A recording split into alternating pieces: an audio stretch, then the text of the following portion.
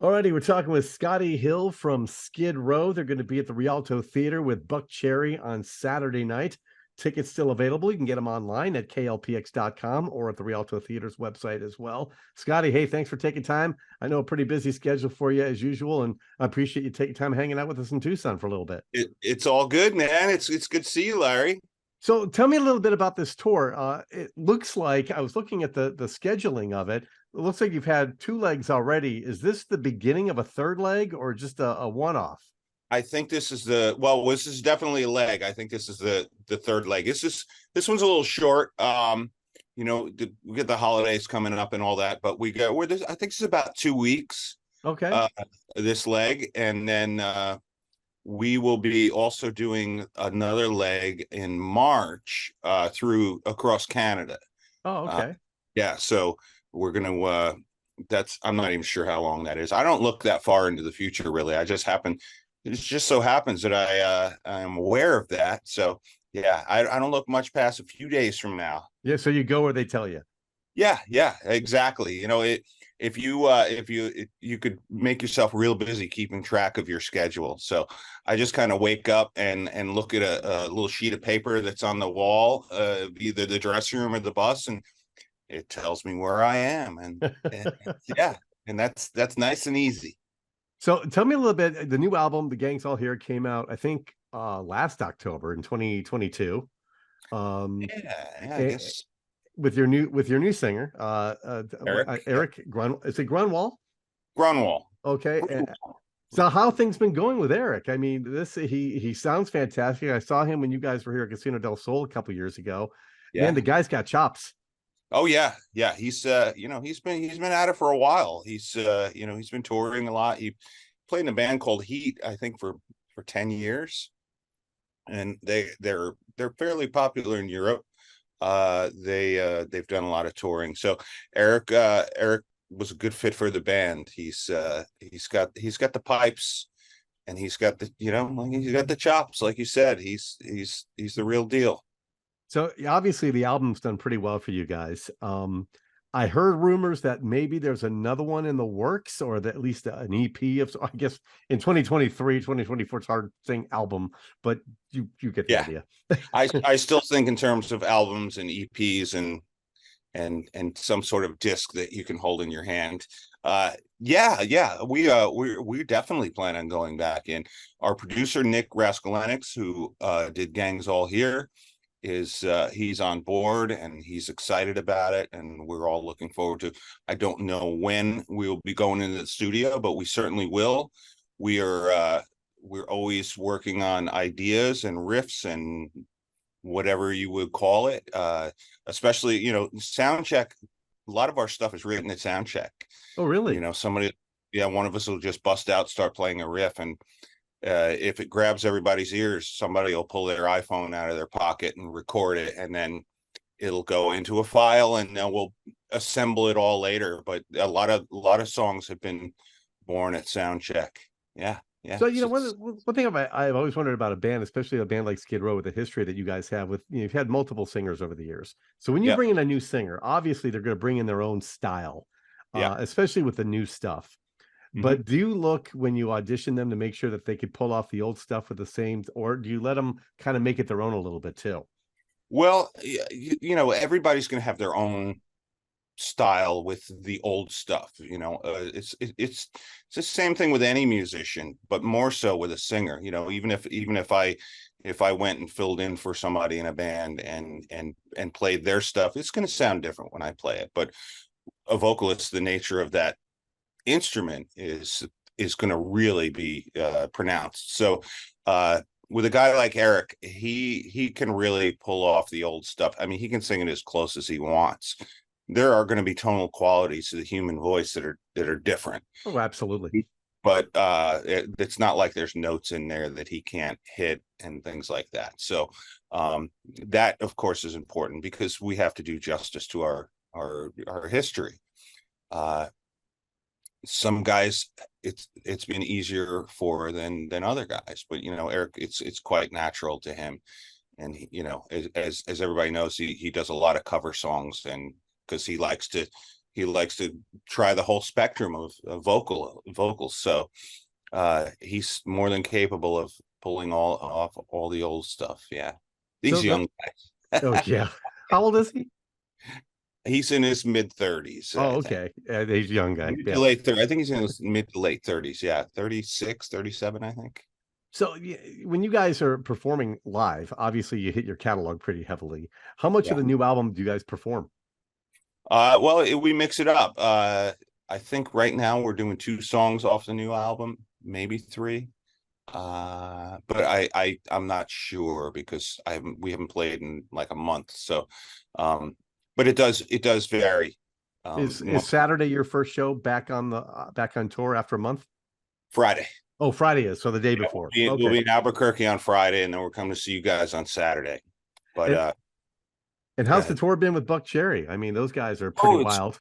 it's great. We have a great time with them. We have a history.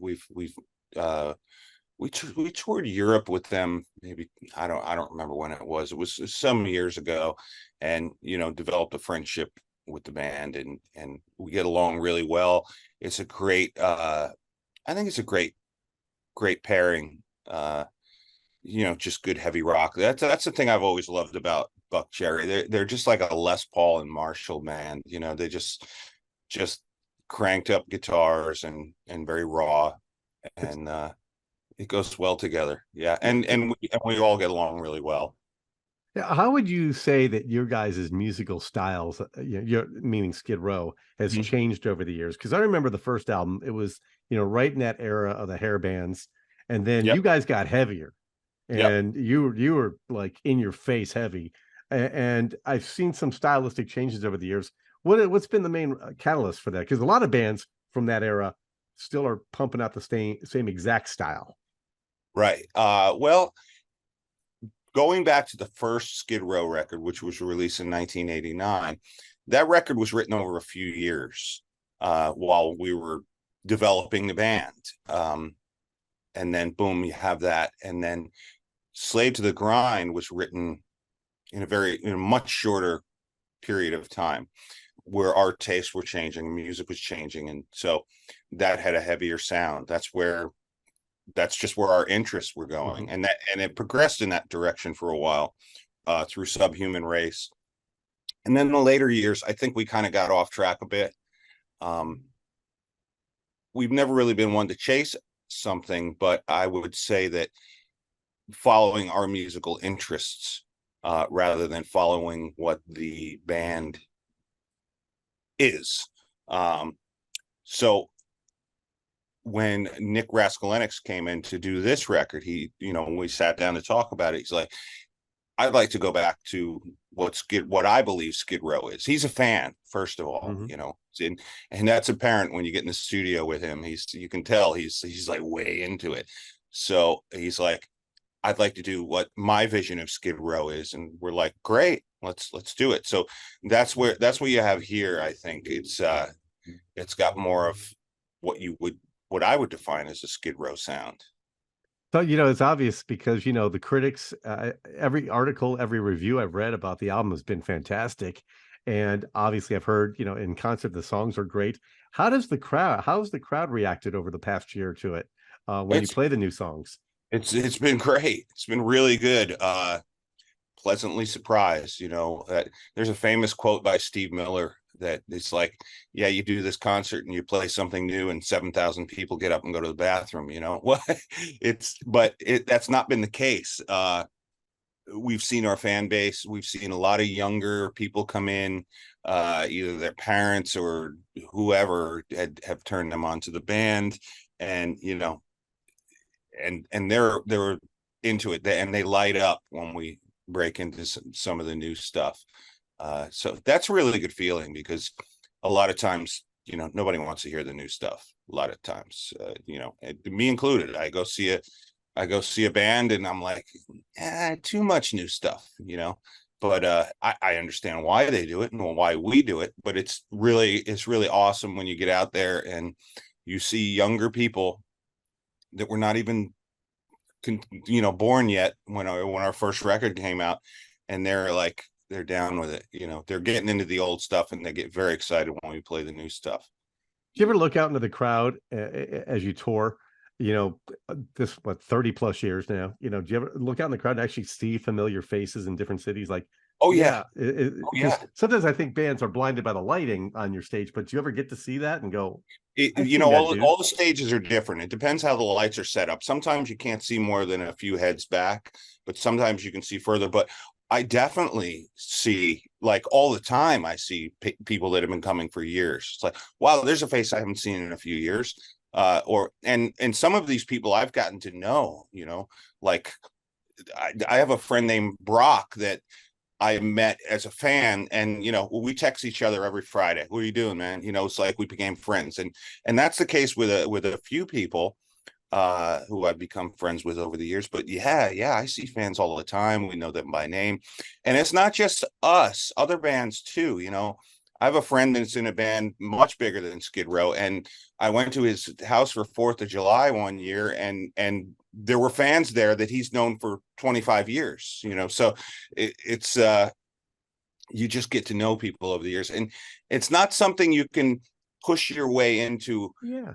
Being on the inside of a band, it's got to develop naturally, because you know some people just want to be there and they want to hang out and all that, but sometimes you just, you know, strike up a conversation with a fan, realize you have other things in common, you know. Well, it's like And any friendship; it has to develop naturally. yeah, and once they get over the whole, you know, quote unquote rock star thing, you know, you can carry on as, you know, just a normal friendship. So, And I think it's great. I think it's great to get to know people like that, you know. well, it's also, you know, you're in a band, but it's also your job as well. And Totally. you Yeah. become friends with people you work with or people who are customers or Yeah. whatever. And Yeah. obviously a rock band and a fan is a little bit different than say, you know, a job and a customer, but it's still, you know, and there's a little bit of that fame thing you got to be careful with too, because you Yeah. don't know intentions, but Yeah. Well, after a you know, while, that's like the elephant in the room a lot of times, but we've always been a fan friendly band, and uh with the exception of, you know, extreme circumstances, we always make it a point to stop and say hello to people and sign their stuff and be as friendly as we can, because that's how I would want it if I was meeting somebody that I looked up to. You know, I never want people to walk away feeling like, oh wow, that was a disappointment. yeah. Well, that's I mean, good. we all sometimes just wake up in a mood, and you know, you got to try a little harder to put on a smile when you're sick and you're walking in the cold and somebody wants to stop you and get a picture, you know. But I mean, really, is it that hard? I hear True. stories about people just being jerks, and I'm like, wow, is it really that hard to be loved? You Yeah. know? I mean, there are people there are other musicians or people in their entertainment who would just love that. Yeah, yeah, Yeah. yeah. Well, I appreciate what what how this has developed in my life, you know, because I'm just a fan too. And I believe me when I tell you that I meet guys that I've looked up to, guys and girls who I've looked up to, and I'm like, oh my God, you know, I geek out too. Totally. Try and keep my cool. But you know, it's like, oh, I can't believe I said that in front of so and so, you know. It happens, man. Yeah. Sometimes you want to make sure you don't go all Dolores Claiborne on them. Oh So, you yeah, know, yeah, totally. Or you who remember are Chris Farley? You know, remember when you were in the Beatles?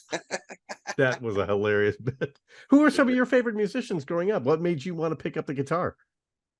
Um, well, I have three older sisters, so when I was a young child, there was always like current music going on. I remember hearing the Beatles on the radio and all that stuff. So I took an interest in music very young, and probably like the Beatles and the Jackson Five. When I was, you know, 5, 6 years old, I was like way into it, and the Motown stuff that was on the radio, which eventually turned into like a hard rock thing that came along with Van Halen and Black Sabbath from Ozzy and all that stuff. But I also had an interest in like kind of like just geeky guitar stuff, Al Di Meola and Jeff Beck is one of my biggest influences, and that whole thing. So, and my interests are pretty across the board, very eclectic. I listen to just about everything and try and find something in there that I can get out of it. I like to find music that doesn't get me thinking about guitar playing and how did he get that tone and stuff. I like when I go through the airport, I like to just trip out to like moody airport music and instrumental, futuristic, ambient music and stuff like that. So am I correct in kind of assuming that, like, if you hear another guitarist similar to you, it's almost like work because you're critiquing or you're learning or you're okay, analyzing it, Yep. Whereas otherwise you just want to escape because you're a music fan. Yeah, exactly. I want to enjoy it the way non-musicians enjoy it. And which is really hard when I'm listening to something and the guy is shredding and I'm going, I wonder what guitar he's using, or what is his influence, what gauge strings does he use to do this, and it's just like you can't just sit back and enjoy it. So that's like particularly when I'm in transit and I get my headphones on and I just go to those trippy synthesizer, moody, kind of things. Weird. So it's almost like Tangerine Dream. Yeah. Well, okay. It started with that. I remember the first time I heard that in Risky Business. I was like, this is cool. So yeah, exactly. That's a perfect example, and I go to Japan a lot. My wife is from Japan, so I go over there, and when I walk around at night and it's really trippy and I got that going on in my head, it just takes me to a different place, So it's not like if I'm listening to, something with like shredding guitar and all that, and I get into it. I love it, but it's not. I don't find it relaxing. Or sometimes you want to escape. Yeah, just definitely got to get away from it. Yeah. Well, I was talking with Scotti Hill of Skid Row. They're going to be at the Rialto Theater on Saturday night, along with Buck Cherry. What can people expect from Skid Row on Saturday? Energy, yes, especially for a band that hasn't been on tour for a month or so. We're very much looking forward to getting back out there. It's not like shaking the cobwebs off. I mean, we've been doing this so long that I can get up after a year and just play a set without even it being any issues. So full on energy, full on Skid Row show, doing what we love to do. All right. Well, I'm looking forward to the show Saturday, and then I know the Tucson audiences as well. Any idea? Are you guys? Is Buck Cherry opening for you? Are you opening for Buck Cherry, or is it one of those alternating tour things? It's a double bill. It's a co-headlining show. It just so happens we go on last, but we both play for the same amount of time. We both have the same amount of lights. We both have the same amount of PA. We both get the same amount of cookies in our dressing room. It's a co-headlining deal, so it's it's not like anybody's opening for anybody else. Have you guys ever done a walk on the other set and jammed with each other at all on this tour? We've done that in the past, but we haven't done it on this tour, with the exception of Snake's birthday, where everybody came out and sang happy birthday. So that was the only we jammed on happy birthday. Hey, Scotti, thank you for taking time, man. I know you've got a busy schedule and you're hitting the road here in a couple of days, and I'm looking forward to seeing you guys on Saturday night here in Tucson. We'll see you there, brother. All right. More details. Where can they go? What's your website? Is it skidrow.com? Yep. skidrow.com. Everything you need is there. Tour dates. I haven't looked at it in a while, but pretty sure you can buy merch there. All right. It's all right there. It's skidrow.com. Yeah. And then, we're all over social media as well. The usual places. You can find me on Instagram. I had pizza with a friend yesterday. You can see what I had for lunch. So. All right. Scotti Hill of Skid Row, Saturday night with Buck Cherry at the Rialto Theater. Get your tickets at the Rialto Theater's website or at klpx.com.